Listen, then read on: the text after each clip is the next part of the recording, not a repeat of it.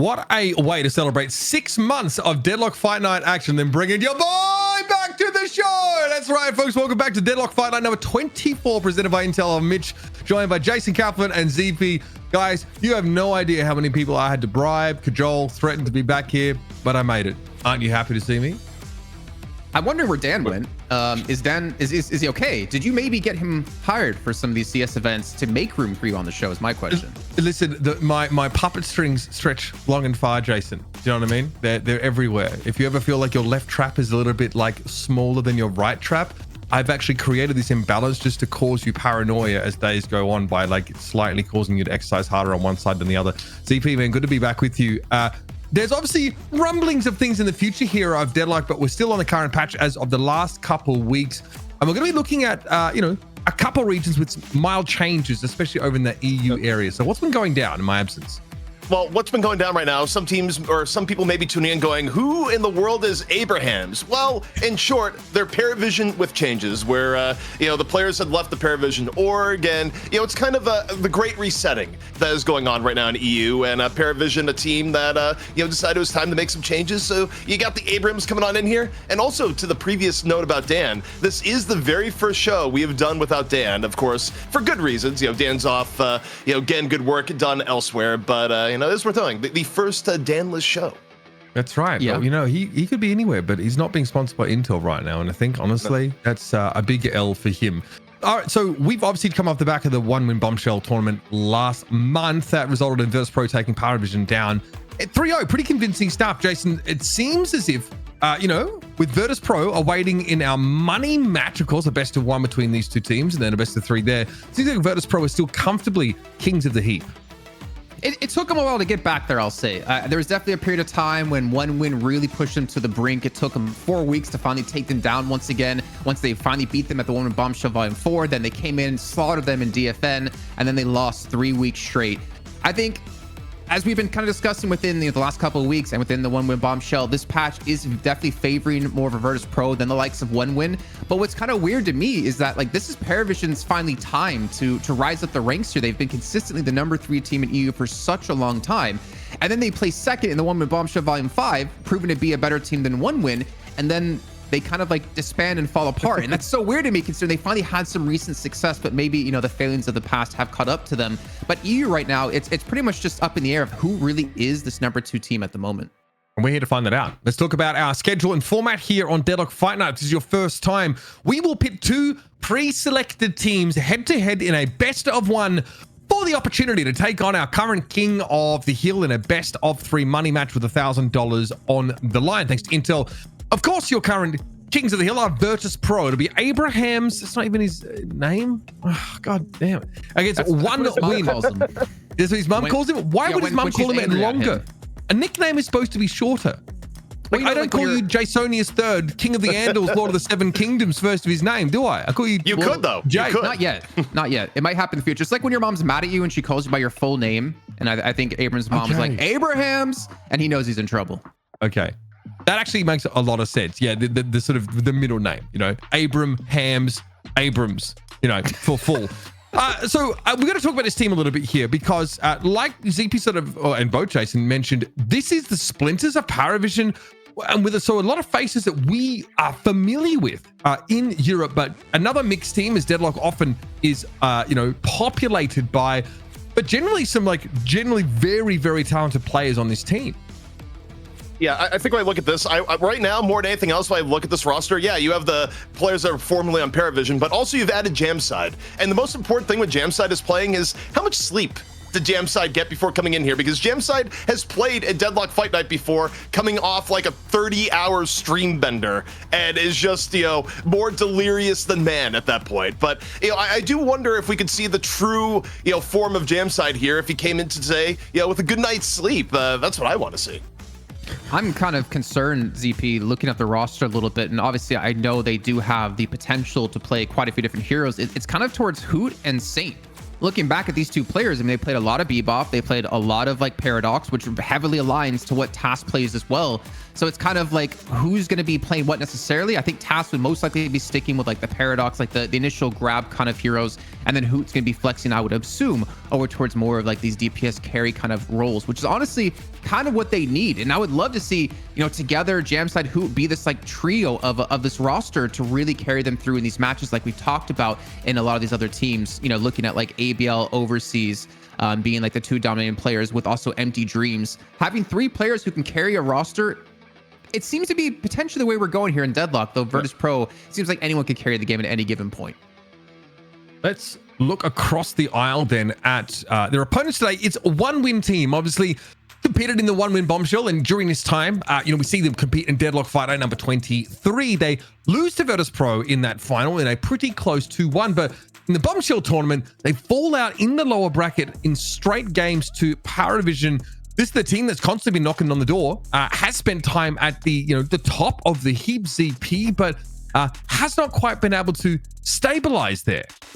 I mean, the most recent patch has not been kind to them, I think, for multiple reasons, not the least of which is that a lot of their big wins came off the back of Pocket, who, when Pocket does get played, he's not as high-powered and he's not as high-valued of a pick. I also think that they just, in recent times, in the last DFN and beyond, they've kind of had the wrong idea of where the meta is at, you know, too highly prioritizing heroes like Shiv and Kelvin together as a lane relative to just playing the meta as it is, which, you know, prioritizes things more like getting, you know, Geist, Yamato, Mirage earlier in the draft. But this is a team that has adapted, right? Where the fact that they had to go and bring themselves over the hump to even take down VP, be Kings of Europe for a while, they will adapt to meta given enough time. And we've been on this patch for enough time now that I do think we're going to see a different one win today. And, you know, confirmation of that will be when we get into the draft.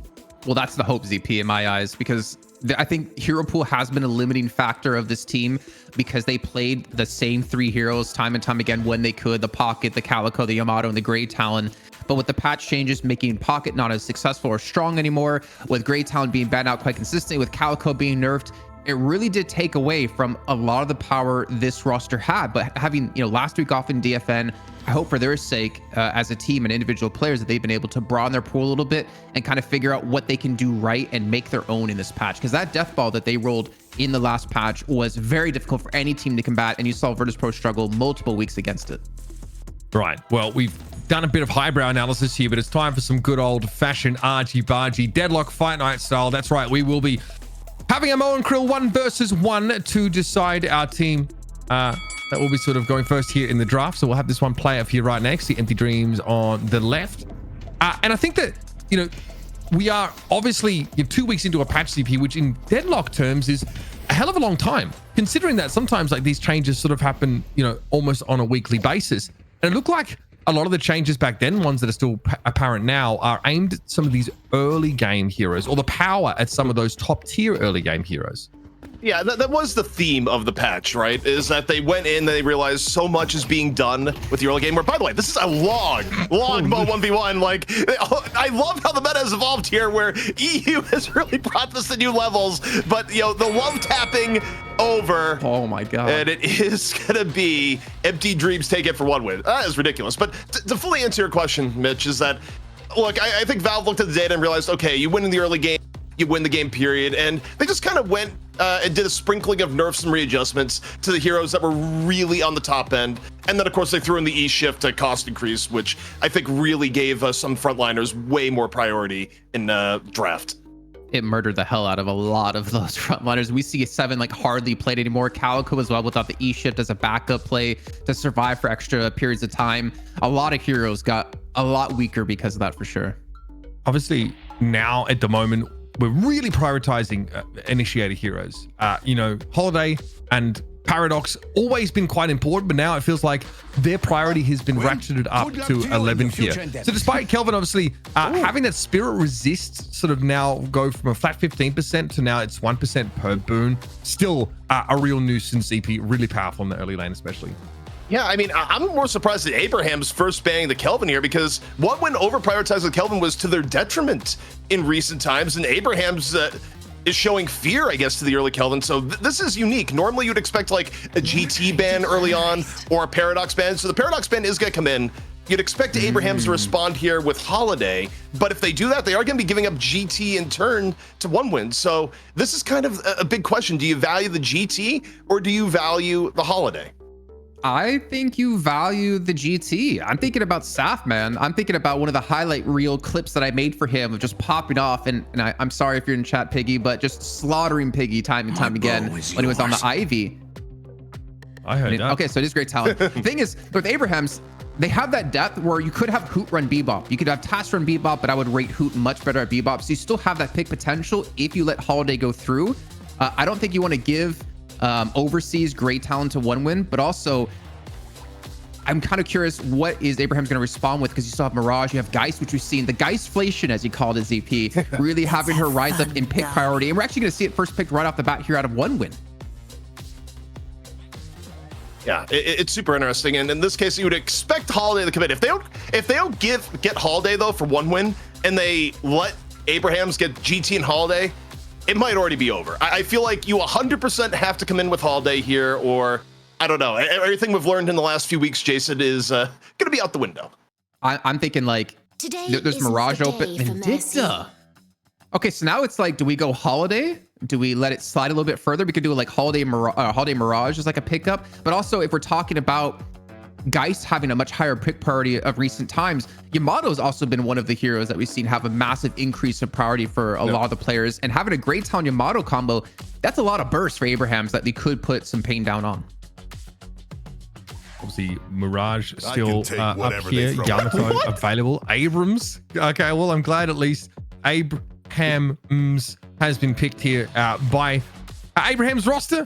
Obviously, a fun playmaker to see quite often. Obviously, like there's still like, Bebop Mo, in the mix here. You can absolutely like still work some of those mid-stage bands through. Curious to see what these last couple picks here are to round out for Abraham. Holiday finally gets snapped up. If you told me like a week ago that we're gonna have Abrams picked before like Holiday, before Mirage, before Yamato, I would have not listened to you whatsoever. Like, there's no, how is this happening? How is he having such a high priority than like a Mo? I'll tell you how. It's pure on lane control. I think the idea here from Abrahams is that they saw the early Vindicta pick and they don't want to deal with the Vindicta Abrams lane. That's the only logical reason, team name aside, as to why I think they would value Abrams this highly. The rest of it for 1win now, makes reasonable sense. You're going to go with the Yamato higher value pick that's still here. And yeah, I think if you're 1win, just given the fact that you have Hoot on the other team, even though they've already invested in the Holiday, I do think you ban the Bebop here. You get rid of it, and maybe Abraham's in turn gets rid of the Mo. We'll see. Yeah, I think the double playmaker is going to be very tough to go against. So I wouldn't be too surprised to see it. Obviously, with Calvin already being banned out, we're not going to see a Shiv ban anywhere. A Shiv pick most likely. But I'm also kind of worried for Abraham's side. Like, what is Together going to be on here? And I know I said this so many weeks, but for me, he was like one of the best Yamatos when it came to EU. But then he was never focused on as being one of the carries for his team. For some reason, it shifted up to a couple of different players on his rosters within Parivision with Hojalice Cumbria, I believe he was on at the time. But to still see like Mirage getting to this point, I would assume it's got to be picked up here. But there's also like there's Mirage, there's Mo, there's like two already big priority heroes. There's still Bebop available. And 1win right now, they are lacking that initiate. So if you're 1win, you kind of almost have to commit to a Bebop right now, I'd say. Yeah, I would expect the Bebop maybe to come up from 1win. I mean, look, they're a team that can play it. And I think the fact that they don't value getting Holiday earlier, they'd go for it. I don't like this at all, though. Unless they're picking, okay, they don't have the extra pick to go with it. If you're Abrahams, you deliver a gut punch here, and you make one of the next two heroes a Sinclair, and potentially even the Bebop if you think 1win is angling towards it at this point. But you definitely get Sinclair here, and I think you've put 1win in like just an awful position, because I think anytime you pick Warden when the Sinclair counter pick is on the board, it just has not worked out well for teams when they go up against that. And well, to no one's surprise, here comes the Magician. Yeah, I mean, I think when we did see Bandwise from Aegis Roar and the Woman Bombshell Volume 5 play it and pretty much single-handedly beat 1win in that match, it was kind of a big showing of like Warden is still ridiculously strong in the right circumstances. So Sinclair you're going to have already a very, very strong ultimate to steal away from Warden when it comes to these team fights, especially when they're running a combo with like a Yamato, a Geist, a Warden. They want to kind of deck ball against you with this heavy front line. And that last stand steal out of audience participation is going to be massive when it comes to it. Not to mention, I think they need to still have a little bit more front line to give Grey Talon the room he needs to play towards the back of the team to really get that poke damage in. But already, yeah, I would kind of heavily favor Abraham's already off this draft CP. Yeah. I mean, there's no other way to play it. Also, the fact that Mirage gets picked this late, the fact that Warden got prioed over Mirage, we have gone into a little bit of crazy town. The Bebop does finally get picked up for 1 win, so they have some form of initiation, you know, coming in later on that wasn't denied by Abraham's, but I don't know. I mean, they have a really good front line, but other than that, you look at how the fights are going to break down. You look at how Warden's ult is going to get used against them all game long, and the macro presence you're going to be dealing with the Mirage. To me, this is a cut and dry draft win so far for Abrahams. You know, I don't hate a certain aspect of 1win's comp though, is that you do have like the hook into a stake into a binding word. Like if you hook someone and it's on a really low cooldown, there's a very good chance you're going to get a kill on that target, most likely. But the downside, as you pointed out, which I love, is that there's a Mirage. And the way we've seen teams play with these urns lately is we'll just hold the urn and we're going to split push somewhere against you. We're going to take objectives. And that's if teams respond to the actual urn turn in. Need a monster hunter, huh? Okay. Shiv rounds out the draft here. Calico still gets a look, but obviously like lowest priority now. Obviously with that Ethereal shift moving to tier 4, it's just much harder to get your hands on, maybe even not worth it. Calico though still seems to have some application here for 1win, guys. Yeah, I think she kind of just, she rocks as like a frontliner for the team. I don't know why necessarily didn't want to invest into a Mo, because again, that would be like another way to solidify a kill. But, you know, having someone who's frontline, who can absorb some damage with Yamato, can use their ultimate to, you know, mitigate the damage, to buy some time for the team to come through. They do have a very like heavy in-your-face combo with like 4 really big heroes who are going to be, you know, relatively tanky in your face. But ZP, I mean, the Calico just doesn't put out the damage anymore that we've seen in the past. No, it doesn't. But I feel like when you look at this draft here, you are all in on frontline for 1 win. And you're hoping that you get enough early to mid-game power out of your Bebop and your Vindicta to not fall horrifically behind. But you're going to get outplayed macro-wise by the pure presence of the Mirage. You are going to have matchup difficulties with the Sinclair anytime he's on the same area as the Warden. And also, you're still going to be dealing with like the outrageous pick potential of Holiday and the map presence of the Grey Talon. The only way 1win, I think, takes us is if they're able to get a lead despite all the factors going against them in the early part, because there is a world where if Abrahams ends up like 10 to 15K behind by like 12 minutes, it's actually like 1win is so tanky, it's going to be very difficult to get picks should they get ahead. I just don't know if they can fulfill the conditions to get ahead without Bebop just having the best game ever. I do kind of look at this though, and I'm thinking if you have a Great Talon, that's a lot of high damage poke you can do to get those resets for Shiv. And that's one thing I'm going to keep an eye on, especially if you have Mirage there as well with the Jin's Mark. You can really poke at them quite heavily. But this would be a really interesting match. And I think you do have value in saying, you know, which if 1win can get ahead by 10, 15K relatively early on, they could look to win the game. Though I do wonder for Abraham, since they have had a major roster overhaul, having to switch out half of their players, are they going to be able to handle these like mid to late game situations perfectly, where you need to know when you can split push and how to respond to the aggression that 1win can throw at you? All right, moments away from jumping into our challenger game, Abrahams versus 1win. You guys in chat feel like Abrahams win the draft. I wonder how much that is to do with that Sinclair pick into the Warden or otherwise. Thanks, Blasty HF, for the 100 bits. We're going to jump in now. Take it away, ZP and Jason. Jason, I'm intrigued by this draft here so far and how it's going to pan out. You know, as we kind of set up, Abrahams on paper, I think the team that's ahead, but you know, at the same note, you have to play the game, and I think there is a world where if 1win does get ahead here, Jason, you know, the entire narrative could be shifted on its head.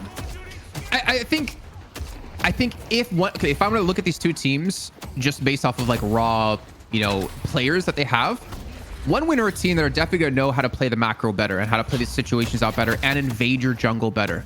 Parivision, one gripe I've been giving them is that their macro really is a bit lacking. Like teams like VP will follow 10K behind, but be able to drag the game out long enough is what I'm trying to say, to find their ways back into the game. And I'm hoping maybe with the addition of Hoot, though I don't know how the communication necessarily works within this roster, that they're able to work on things like that, because that's where they've massively struggled as a team in the past. Can I just say, I love the fact that they put Jamside on Mirage, because when we've looked at Jamside play in the past, a common criticism is that Jamside has gotten really, really farmed on heroes like Infernus, but then doesn't join the fights, like gets to the fights late. Jamside on Mirage feels like a match made in heaven because you have all the time in the world to farm, and then when it's time to fight, you can just travel her in. You have less of the issue of fight timing for Jamside. So to me, just thinking about how Jamside usually plays, I kind of feel like Mirage is like the best hero you could put him on. Yeah, I'd agree. Also, really quick, big shout out to Average Jonas there for the 5 gifted subs here to the community. Hope you've been well, man. But that's I can think of a game when it comes to Jamside that he played like a Wraith, and he was insanely farmed. I think it was like 5 to 10k ahead of the rest of his team, but the front line wasn't there. That the lead that he had against his own team and against his opponents, it didn't matter because he got absolutely just demolished once his front line fell by the wayside, which was relatively easy for the teams to do at that point. As we do see some of these lanes, the ZP, you can see that low HP Xenon getting bleeded away by the Serrated Blade down to 38 health. He's actually really trying to stick into this one. But the high velocity bullets is not going to have the sustain he needs. The dive comes through, and Saint gets the initial kill. Yeah, I mean, as we evaluate lane matchups, I think Warden Vindicta, I don't love the lane, Jason, and in part because Vindicta can have a really, really good laning phase once she gets the 3k and gets Assassinate. But ideally, she wants to work with someone that also gives big threats. I mean, yeah, you can stake in the jail, but it's not as consistent as pairing her up with something like an Abrams or something with just more outright power. The Warden can get bullied a little bit early on, yeah. And when you're up against Sinclair Shiv in particular, I feel like how this lane is going down, where again you see the Sinclair going behind the Warden, it's no surprise. Yeah, I mean that's a lot of poke coming your way out of those two players, and you're going to eat a lot of that chip. There's really nothing Xenon can do to kind of sustain that lane, so I'd imagine he's going to have to go very regen reliant, as that still a dive committed on towards the left hand side.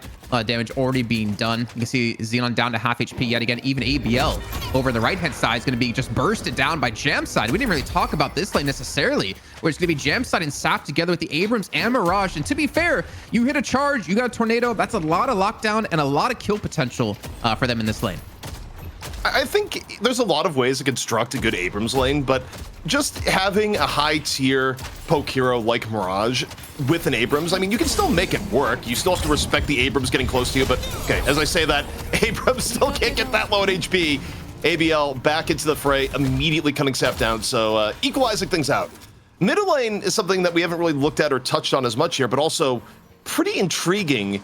Just the interplay between the Holiday Talon, which is like some of the scariest poke in the game that you could have within one lane. Yeah. But also, if you get hooked, you're probably dead on the same note. Yeah, I mean, overseas, he's definitely one of the top 3 Bebop players in EU by far. I would say he's actually probably the top player, whether or not the stats actually prove that to be true from just the impact we've seen in the past out of him. That dive on the left-hand side, it's still commencing here. They're really putting a lot of pressure in here, building up a pretty big lead. That is going to be locked under the Guardian, but he's not going to care too much as he backs away. And they're already at 3.8k for together, 3.3 for Saint, up against not even Ultimates online at a 1 win. You talked about a team getting 10k ahead. Well, Abraham's right now is on that track, ZP. I think the scarier thing, too, is just Guardian control. They nearly have left Guardian down, and I think it's about at 50% HP already, so it's not even just the soul lead. It's what's going to happen when you lose the left Guardian that early into the game. And, the one key difference in Deadlock nowadays in 3-lane, your teleporters being removed from the game, you don't have the ability to necessarily help out lanes the way you did in the past. So, I mean, you just kind of have to sit there and hope it gets better if you're the Warden Vindicta lane. And the hook comes on in, and Tass is burned on down. What Overseas needs to do for 1 win to have a chance with their early game comp. He's had to go full D-Mob, man. We've seen in the past when 1 win, just able to bring them back from the brink of almost a guaranteed loss. A little owl going to be coming through. Looks like it's going to the right-hand side. Not to mention Tass is going to be ganking over this at the same time here. Gets a connection onto ABL, and actually gets the kill on the Zanya. +5s in the chat for Hoot. Another 2 kills comes in for Abrahams. And this is starting to be a little bit of a slide here for them. A little bit of a snowball going. And ZP, not to mention, back in 1 win, we had a match of Parivision playing up against VP, where Together got in stupid far ahead on a Shiv that he solo carried the game. And he's already at 5,000 souls. Yeah, this is a ridiculous start right now for Abrahams on the left-hand side. But again, this is what happens when you end up going in with a weaker lane in the moment. But 27k, 25k, still options here for 1 win on the whole as we look a bit more to the right-hand side, where if you're a one-win team, what you're really banking on right now, you want either ABL or Empty Dreams to really get ahead here, Jason. And, you know, those are both in lanes that are not the Vindicta Warden lane that's been struggling. I do wonder what build Empty Dreams is going to be going for on top of this, because I'm looking at this comp and I'm thinking there's like 3 high priority heroes you really want to feed a lot of farm over to. It's going to be Xenon on the Warden, because if a Warden falls behind, he's probably going to stay behind. It's going to be ABL on the Yamato, though he's typically a player who would like to gank a lot and get his farm through getting kills for his team. And then on the other side, it's Empty Dreams, who likes to be the person to just like solo farm as much as he possibly can on this Geist and become this like wall that you can't really fend up against. But I'm curious for him in particular, what route is he going? Because I've been hearing a lot of rumblings about these Malice builds that can do insanely high damage, which is something maybe they're going to need. But at the same time, that Drain build you go just keeps you alive a lot longer and makes you have the survivability you need in some of these fights. Jason, we just saw dirty bullying going on here, which is part of why GT is usually banned. The fact that you can just be in middle lane, send the owl. It's the full-on WWE tactic where someone gets an injured body part and you have the wrestler just injuring the body part even more. That was that Grey Talon owl that just went over to the left to make things even more difficult for Flammable and what's been a very difficult Warden Vindicta lane. And, you know, now I wonder if we get a little bit of swap here as Flammable moving off to the mid after that gank. Well, not to mention, we're seeing Together being left over in the left-hand lane up against Xenon. So one win, they're being methodical about this. They're thinking, who do we want to get farmed? It's going to be Xenon, but he's going to be up against Together, who already has a 1,000 soul lead. And again, in the past, we've seen Together be able to solo carry games. And I do worry for Xenon that if he can't handle up against Together, he's just going to snowball out of control. As we do have a little bit of a fight breaking out on the right-hand side. Once again, it's looking at the man advantage for Abrahams. And Saf to take a little bit of the brunt of the damage right off the bat. Yeah, Saf, again, being up to an extent, but they're able to turn it back around on the Zenya. And now go back up the right-hand side. Abraham's now going to get really good pressure here on to this right lane tower, where they already have left lane tower exactly where they want it. 41k to 36k. Big advantage right now starting to develop here from Abrahams, but it's kind of what we expected right now, Jason, with the draft early on. It's something that one win has to weather to get to their good point. Oh, dear Lord, the parry coming on in. ABL in danger. Might get out of it. We'll see, but that is still brutal. And okay, Zanya's able to rotate in and still make it something winnable. Yeah, if there's one person I trust to play Yamato in that situation, we'd definitely be ABL, man. Ridiculous stuff coming through. I think that was a melee lifesteal to heal him up, just what he needed to survive being parried out twice, or being parried out once, then getting melee twice. But Overseas now on one win side, set up for a gank on Together to get Xenon snowballed. But the counter push could be coming through. Saint's gonna be joining right back in here. And not to mention Task coming in from mid lane. It's gonna be the counter gank coming through of Abraham's looking for the catch, and they're gonna get it. Xenon goes down right away. And Overseas, I don't know where you can run to. Maybe you can jet propel yourself over in towards the mid buff, but you're gonna be chased down by Together. Another 2 kills for Abraham's. Yeah, not getting that one cleanly at all. And also, can we talk about economy allocation where Flammable is? This is the most broke Vindicta we have seen in a long time. And if she didn't normally not wear shoes, you'd be like, well, now you understand why she's not wearing shoes, because there's no soul income whatsoever. It is the worst possible place to have a Vindicta at about 10 minutes into the game. You know, I think to be fair to him, like obviously there's a lot of people you need to get farmed on this roster for one win when they're behind by 7k at this point. I think he's just more about the shred. I was really curious if he was going to go the assassinate build to catch them back up and potentially pull up a snowball. But I think he's going to stick to that Crow build, give the shred to his team to hopefully have ABL and Xenon and Empty Dreams tear through the rest of that roster. But it's not looking too good. We're definitely going to see a push at some point, maybe towards the right-hand side of the map to look for that Guardian to get that first flex set unlocked for Abrahams. Well, yeah, and on an individual player note, I don't know how much of that I lay on Flammable. I lay a lot on the lane comp. I think if you're giving your Vindicta Warden, it's not the highest value lane comp. But right now, contest going on near earned turn-in. And one win right now, swarming in and around. I think for them, they'd rather just get the Guardian here. It's kind of a double benefit, where you pressure and defend the turn-in, and you keep pressure on the lane for the Guardian at the same time. I do like this too, because this is like the perfect window for them to go. Considering the Urn was being dragged over to the right-hand side of the map for the turn-in, they just stack the players there. They get themselves a guard and they back away to close this lead from 7k down to just 4k. I think a very smart adaptation. And you saw Abrahams realize there's no point to try to go for the turn-in at least at that point. Also, as a side note here, ZP, I am so happy seeing Hoot play like Greytown, to play more of a carry role within a roster, because he was definitely, back in the Maidong days, one of the standout players when he was on the Bebop. Forgetting the hooks, but just like the game sense he had and the rotations he would pull off, the timing windows that he would hit were always stupendous to see. I think the funnier thing about Hoot is, I'll get to that thought later, because we're swapping off to the right-hand side. Xenon getting caught out. Earn turn-in now very much in play here for Abrahams, and we'll see how much this is contested. Goes on in, forces the drop. Earn still very much in contest. Anya, though, gonna fall in turn.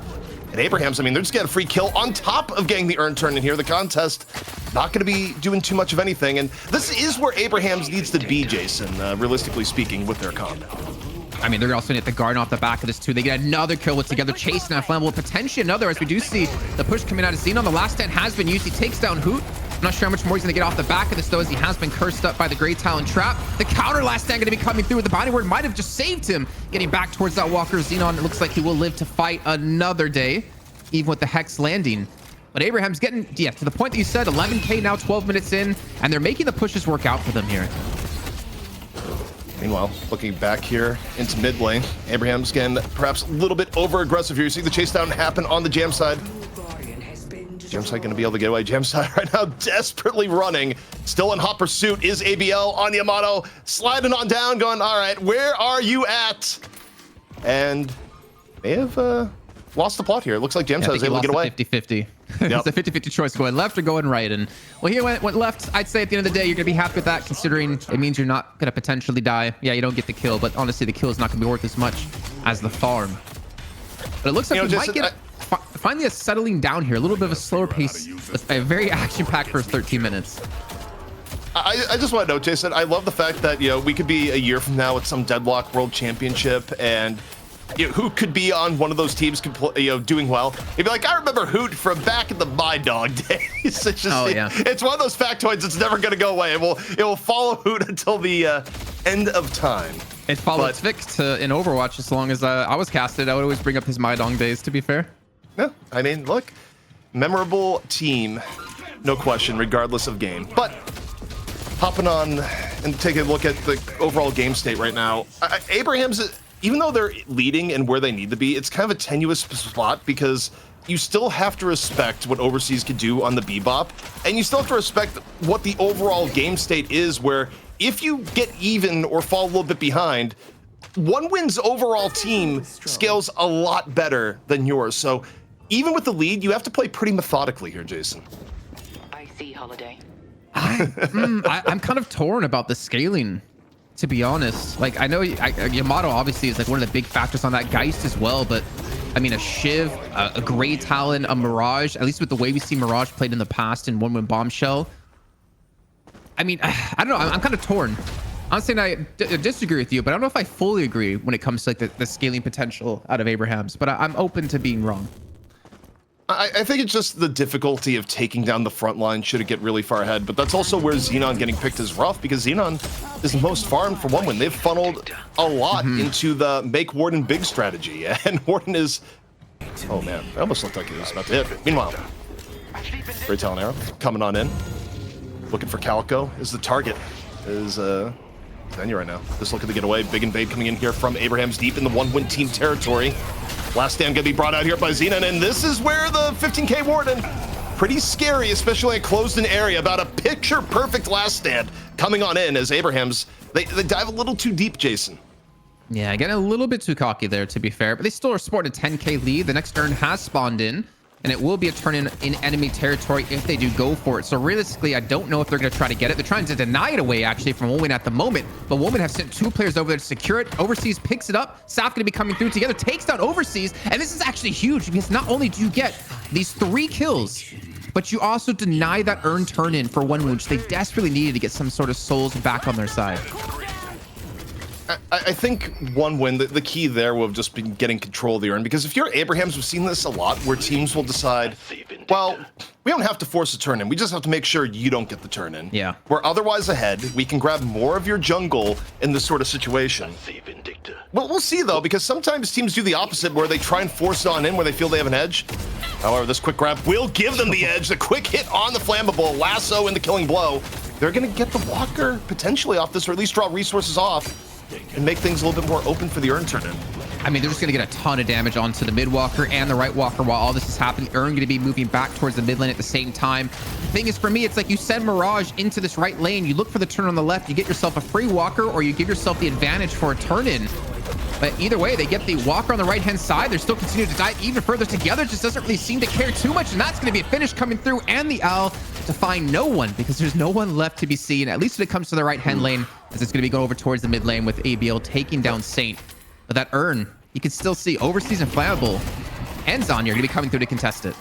Classic Warden problems there of Warden in fight, your most farmed player, last stand not yet off cooldown. Warden still has the problem of being half a hero while last stand is unavailable, and you saw the problem in that last fight where if it took place even like 10 seconds later, Jason, Xenon would have been able to go with last stand and it would have been very different, but there's just a level of disrespect you can give to Warden comps, especially when Warden is your main threat, when last stand isn't off cooldown. And I do like how Abrahams is playing this, though, is that even with the kills, they realize what's coming up cooldown wise, like what they had available, and they decide, look, we don't have to turn in this Urn. We just don't want you to use it.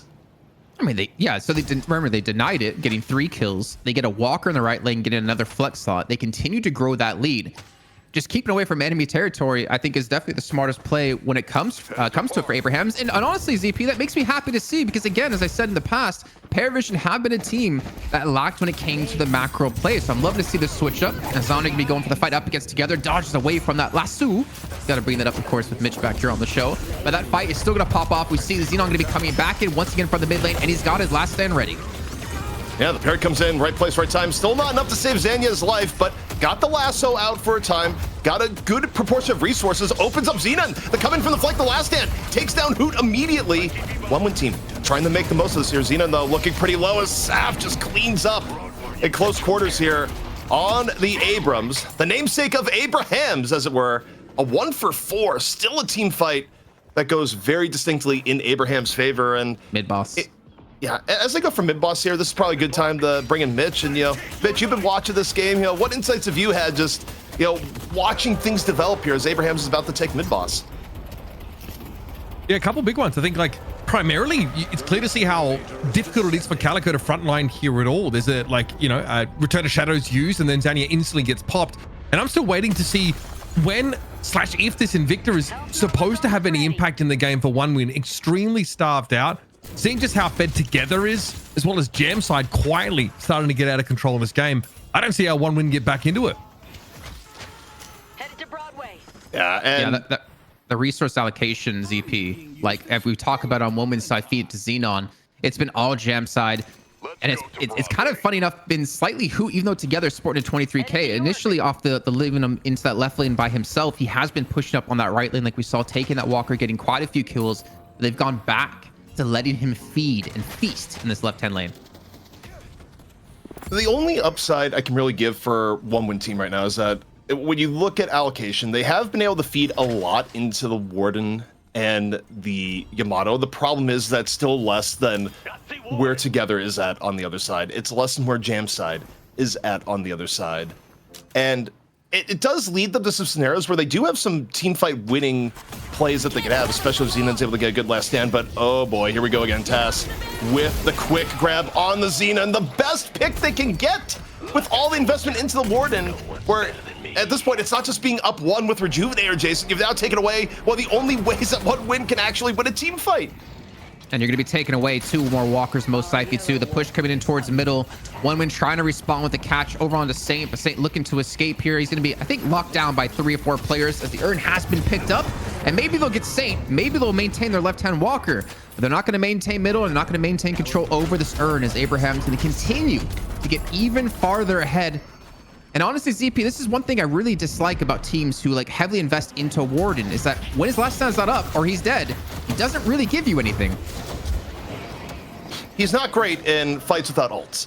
However, one-win team, they are going to full contest this. The last stand is going to be back up here. You got Vindicta coming in from the back. Zanya goes down, but they get sapped in turn. 1 for 1 here so far. Xena going to drop the last stand. Close quarters. Is anything going to come of it here? ABL investing Shadow Transformation, same time. Diving on in his one-win team. Abrahams, though, looking to weather the storm. The last stand is gone, and so is Warden together in there with the killing blow. Gets a two-piece right off the top. Not done yet. Killing blow. Ready to go one more time. Gets knocked by the Bebop and says, what's up in turn? 3-4 together.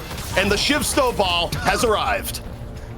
Man, it's like looking at that one match against VP. It's all about together, and the snowball he can apply with those resets, man. They're going to take down the base guardians, take down a couple of shrines, and most likely the patron on top of this, Zanya, is going to be back up. But honestly, I think time is just going to be ticking, and there's not much he can do by himself. Ridiculous stuff. I mean, to be fair, I don't think Together has this level of impact unless Jamside and Hoot were putting out some insane damage here. There's multiple threats for Abrahams at the moment. You can't deal with all of them.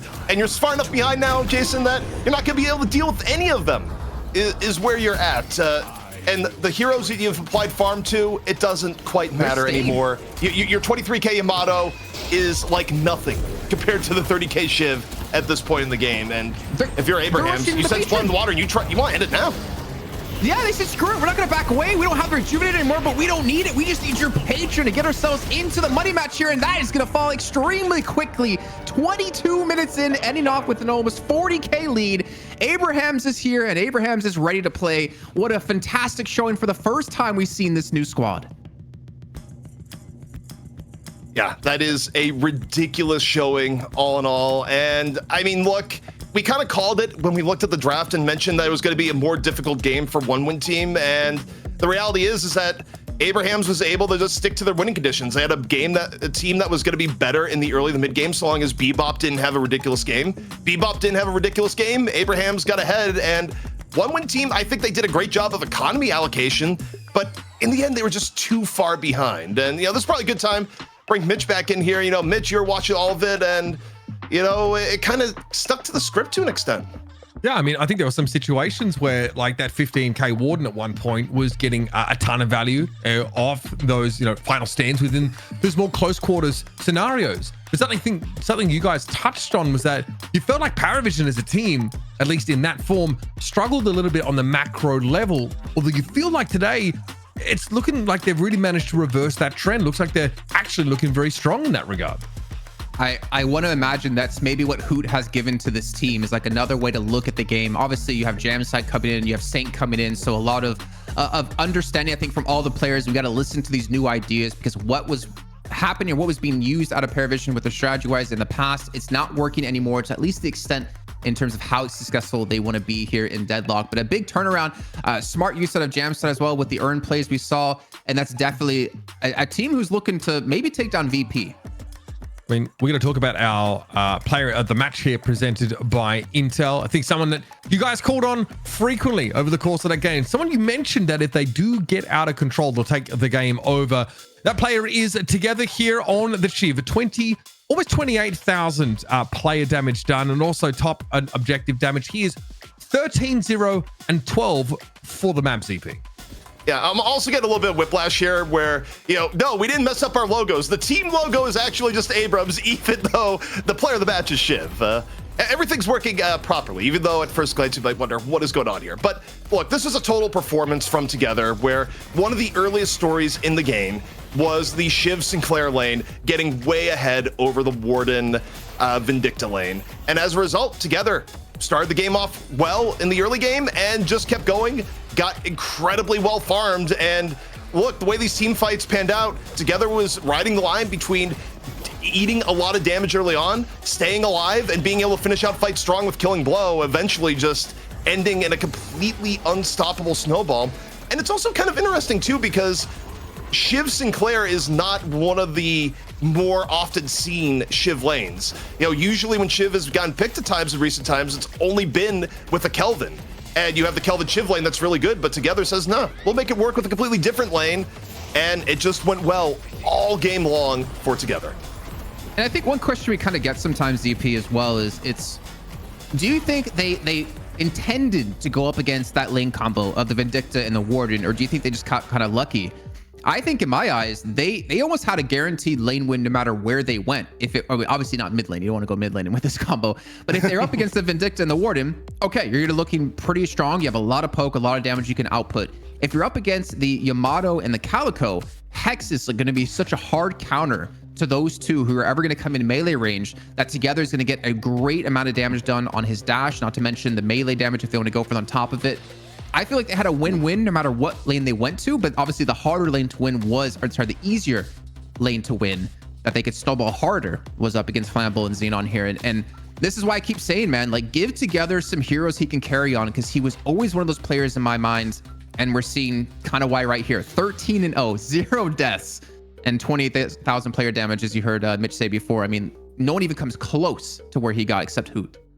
Yeah, and while the stats are still up here, I mean, it's a shame we're not getting sponsored by Skittles, because you look at together, just the color that you're seeing on the stat page, he was full on tasting the rainbow. You know, Mitch first to point it out on the stat screen, but you look at it, that is ridiculous. And that's not just the stats showing it. That was the eye test long before we even saw the stats. So ridiculous game for Shiv. And the fact that we've seen together pull games together on Shiv like this in a variety of different situations, it does make you wonder, if you're VP, do you look at this and go, maybe we just don't let you have the Shiv because you're disproportionately good on this hero? Now, before we cut to a quick break, I want to remind you guys, it's pinned in the chat, but Jason is putting together a great little episode of Deadlock Family Feud, and we do need your help. So check that pinned post, because we need some of your answers to some fun questions here. That's going to provide the basis and data for some of those Family Feud-like questions he's going to be asking in an upcoming video. So we really appreciate if you could help us out with that one. But for now, folks, we have Abraham's advancing to our money match, and their Isaacs will be a Virtus Pro. $1,000 on the line here, thanks to our friends at Intel's a best of 3. Abraham's look pretty good. They've shored up the macro game. Together's popping off. Hoot definitely seems to have a feel for the game. It's ripe for a bit of an upset, but we know VP are hard foes to try and topple. So keep an eye out for that one. We're going to be coming back with that one on the other side of this break. Don't go too far, folks. This is Deadlock Fight Night number 24, presented by Intel.